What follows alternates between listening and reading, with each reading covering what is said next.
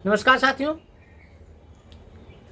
हाल ही में एक समान नागरिक संहिता का मुद्दा काफी चर्चा में है, क्योंकि 22वें विधि आयोग ने एक नोटिफिकेशन जारी कर लोगों से उस पर अपनी राय मांगी। दूसरा ये इस वजह से भी चर्चा में है कि हाल ही में भारतीय प्रधानमंत्री नरेंद्र मोदी ने एक समान नागरिक संहिता को लागू करने की अपनी प्रतिबद्धता दोहराई, जिस पर विपक्षी पार्टियों का ऐसा आरोप है कि 2024 के चुनाव को ध्यान में रखते हुए भारतीय जनता पार्टी के द्वारा एक समान नागरिक संहिता का एक शगुफा छोड़ा गया है, ताकि वोट बैंक का ध्रुवीकरण किया जा सके। लेकिन अगर बात करें हम भारतीय जनता पार्टी की, तो भारतीय जनता पार्टी के एजेंडा में यूसीसी का मुद्दा ये लंबे समय से शामिल रहा है। उसकी एजेंडा में 3 मुद्दे हमेशा से शामिल रहे हैं: एक धारा 370, एक राम मंदिर, एक समान नागरिक संहिता का मुद्दा। क्या है एक समान नागरिक संहिता?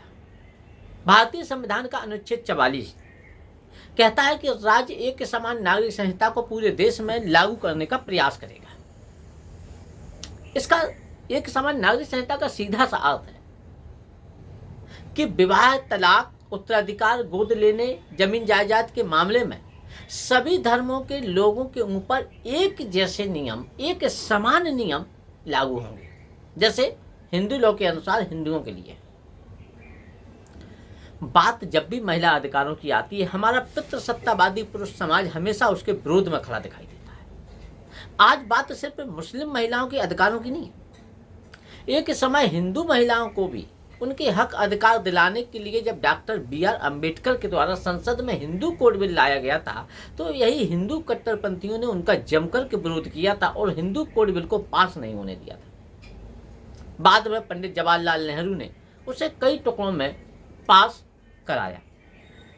आज जो हमारा हिंदू प्रोग्रेसिव समाज है, जो आज मुस्लिम महिलाओं के हक और अधिकारों में इतनी रुचि दर्शा रहा है, खुलकर के आज मुस्लिम महिलाओं के हक और अधिकारों की बात कर रहा है, खुलकर के एक समान नागरिक संहिता का जो समर्थन कर रहा है, एक समय यही हिंदू प्रोग्रेसिव समाज अपनी महिलाओं को हक और अधिकार देने का सबसे पुरजोर विरोध कर रहा था। क्या करें, हमारे समाज की दूसरों की महिलाओं में रुचि कुछ ज्यादा ही है कि हमारी महिलाओं को मिले या ना मिले, लेकिन दूसरों की महिलाओं को मिलना चाहिए। अहम सवाल यह है कि आज़ादी के 75 साल बाद भी भारत में एक समान नागरिक संहिता क्यों नहीं लागू हो सकी, जिसका एक कारण ये बताया जाता रहा है कि इसकी मांग मुस्लिम समुदाय की ओर से की जानी चाहिए। जब मुस्लिम समाज इसकी मांग करेगा तब इसे लागू करना चाहिए। लेकिन जिन्हें प्रचलित परंपराओं के नाम पर सदियों से लाभ होता आया है, वो क्यों आखिरकार इसकी मांग करेंगे? क्या धर्म और प्रचलित परंपराओं के नाम पर मुस्लिम महिलाओं को समानता का अधिकार नहीं मिलना चाहिए? क्या प्रचलित परंपराओं के नाम पर मुस्लिम महिलाओं के हक और अधिकार छीन लेने चाहिए? जबकि आज कई मुस्लिम डोमिनेंट कंट्रीज में एक समान नागरिक संहिता लागू है, जबकि हमारे देश में उसका कहीं ना कहीं पुरजोर विरोध किया जा रहा है। एक समय हमारे देश में नसबंदी का भी विरोध किया जाता था, क्योंकि हम महिलाओं को सिर्फ बच्चा पैदा करने वाली मशीन समझते थे। लेकिन आज स्थिति बदल गई है। धर्म के नाम पर प्रचलित परंपराएं समाज को जड़ बना देती है। धर्म ने जब आज तक दुनिया को बेहतर नहीं बना पाया है, तो आगे चल करके इसकी क्या गारंटी है कि वह समाज को बेहतर बना पाएगा? जब कानून में बदलाव होता है तब समाज में बदलाव आता है। जब कानून बदलते हैं तब समाज को बेहतर बनाया जा सकता है। हमारा लोकतंत्र एक संविधान से चलता है। एक देश, एक विधान, एक संविधान। हमने संसदीय लोकतंत्र को अपनाया है, लेकिन संसदीय लोकतंत्र को अपनाने के बाद भी हमने ना तो संसद की सर्वोच्चता के नियम को अपनाया है और ना ही न्यायपालिका की सर्वोच्चता के नियम को अपनाया है। हमने संविधान की सर्वोच्चता के नियम को अपनाया है। इसलिए हमारा लोकतंत्र एक ही संविधान से चलता है। हमारा जो संघीय मॉडल है, हमारा संघीय मॉडल अमेरिकी संघीय मॉडल से अलग है। अमेरिका के संघ को जहां यूनाइटेड स्टेट्स कहा जाता है, वही भारतीय संघ को यूनियन ऑफ स्टेट्स कहा जाता है। आपको इस दोनों अंतर को समझने की जरूरत है। जहां अमेरिका में एक अलग निशान, अलग विधान, अलग संविधान काम करता है, वहीं भारतीय संघ में एक निशान, एक विधान और एक ही संविधान का नियम काम करता है। हमारे यहाँ सारी पहचानें, जितनी पहचानें थी, सारी पहचानों को सम्मर्ज कर एक मूल पहचान बनाई गई भारतीयता की। तो हमारी मूल पहचान है भारतीय, हमारी एक ही नागरिकता बनाई गई है, एक गहरी नागरिकता।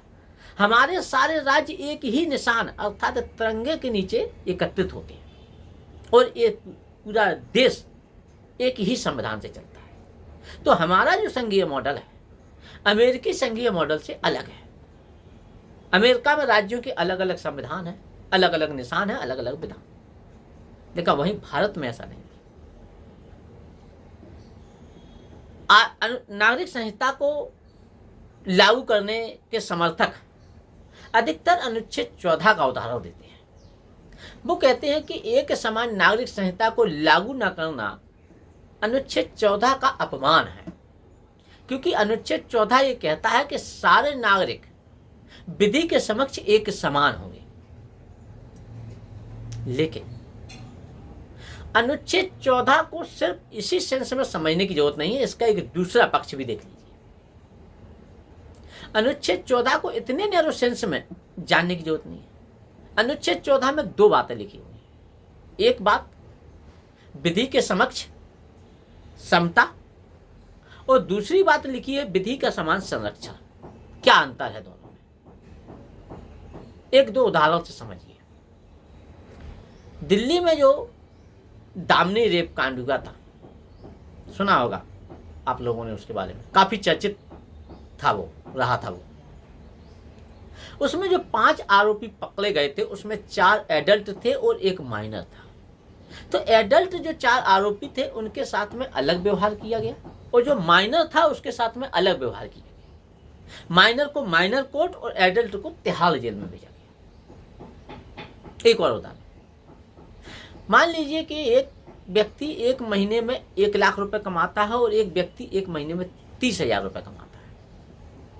क्या दोनों के ऊपर एक समान दर से हमें टैक्स रेट, जो टैक्स दर है, वो लागू कर देनी चाहिए? अनुच्छेद 14 को इतने नैरो सेंस में समझने की जरूरत नहीं है। अनुच्छेद 14 कहता है कि समानों के साथ समान व्यवहार और असमानों के साथ असमान व्यवहार, यानी कि equal treatment for equal person, unequal treatment for unequal person. जैसे एक समूह में आधे लोग शाकाहारी हो और आधे लोग मांसाहारी हो, आप सारे लोगों को ठोक पीट कर एक जैसा नहीं बना सकते। ये अनुच्छेद 14 का उद्देश्य नहीं है।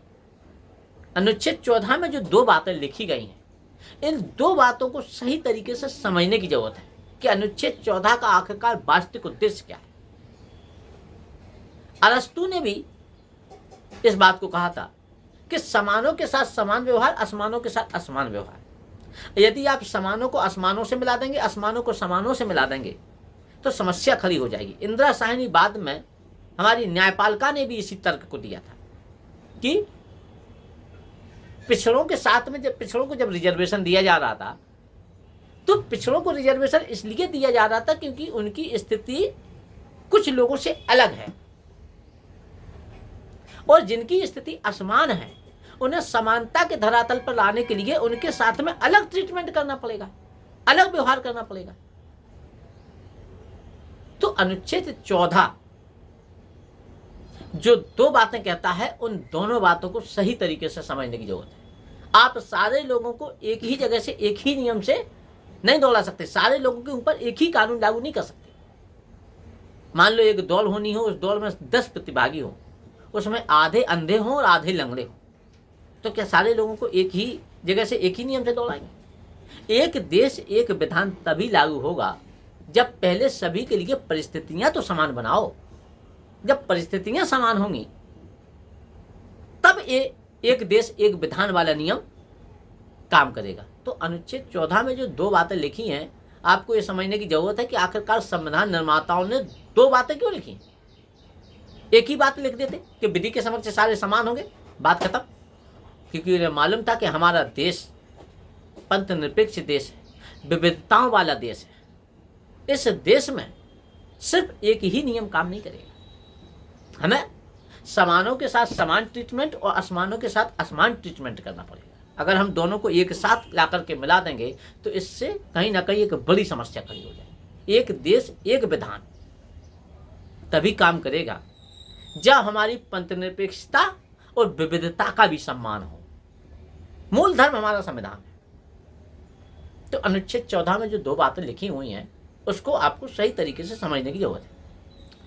अब जो एक समान नागरिक संहिता है यूसीसी, मैं उसका समर्थन इस आधार पर करता हूं कि जो महिलाएं हैं प्रचलित धर्म और परंपराओं के नाम पर उनका सदियों से शोषण होता आया है। कोई आज नई बात नहीं है। इसलिए सारे लोगों के ऊपर एक समान नागरिक संहिता लागू होनी चाहिए। बात सिर्फ अल्पसंख्यकों की नहीं है, इसमें चाहे बहुसंख्यक हो और चाहे आदिवासी हो, सभी की महिलाओं के ऊपर एक समान नागरिक संहिता की जो इस देश को आज जरूरत है वो लागू होनी चाहिए, जिससे कि मुस्लिम महिलाओं को या अल्पसंख्यकों को या आदिवासियों की महिलाओं को भी होने वाले शोषण से बचाया जा सके। आज के लिए बस इतना ही। धन्यवाद।